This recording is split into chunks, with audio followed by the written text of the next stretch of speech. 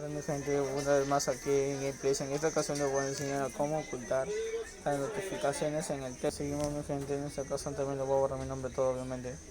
Y lo que voy a hacer a continuación es mostrar cómo nosotros podemos ocultar nuestro chat.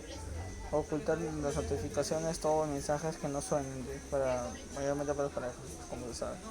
No vamos a ir a ajustes, vamos a buscar notificaciones y sonidos. En notificaciones, ¿cómo vamos a apagar esto? Vamos a seguir lo siguiente, van a colocar incluir chat silenciado, lo van a apagar, sonido general lo apagan, sonido general en el chat de importancia lo apagan, y acá está todo el final. Se van acá, al inicio van a colocar chats privados, acá van a colocar en sonido, ponen almacenamiento multimedia o lo que tengan, o en cualquiera seleccionar sonido ponen ninguno, nada más. Esa es la primera, y creo que va a haber vista previa pero lo van a ocultar pues, ¿eh? Y bueno, colocan si sonido importancia urgente, notificación nunca mostrar, ya está. Todo lo que ven acá colocan igualito. Bueno, en Instagram está bien, y cuando no quieras en abajo lo colocas. Igual vamos a hacer lo mismo para los grupos.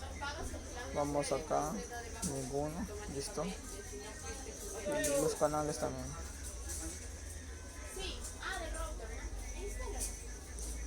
Ya está.